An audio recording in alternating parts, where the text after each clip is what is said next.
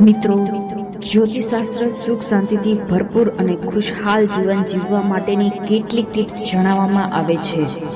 જો કોઈ વ્યક્તિ આ ટિપ્સને ફોલો કરે છે તો તેના જીવનમાં સકારાત્મક ફેરફાર ચોક્કસથી જોવા મળે છે. આ ટિપ્સ ફોલો કરવાથી વ્યક્તિને ઘણા બધા લાભ થાય છે.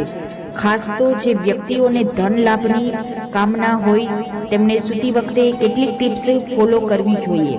સૂતી વખતે માથા પાસે તો જો કેટલીક વસ્તુઓ રાખવામાં આવે તો જ્યોતિષશાસ્ત્ર અનુસાર તે ધન લાભનું કારણ બની જશે. આજે તમને જણાવીએ આવી વસ્તુઓ વિશે જેને માથા રાખવાથી ધનની પ્રાપ્તિ થઈ શકે છે.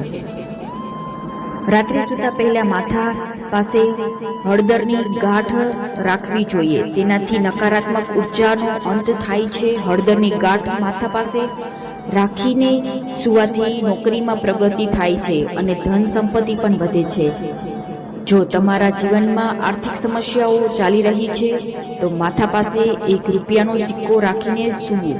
તેનાથી ધન લાભ થાય છે અને કરજથી મુક્તિ મળે છે.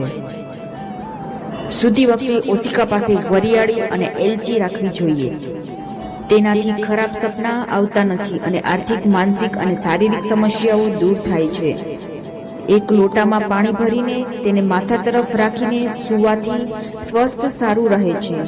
સવારે જાગીને આ પાણીને કોઈ છોડમાં પધરાવી દેવું. સુંદરકાંડ અને ભગવદ્ ગીતાના પુસ્તક પણ શુભ ગણાય છે. માથા પાસે આ પુસ્તક રાખીને સૂવાથી મન શાંત રહે છે અને જીવનમાં સકારાત્મક આવે છે. રાધે રાધે.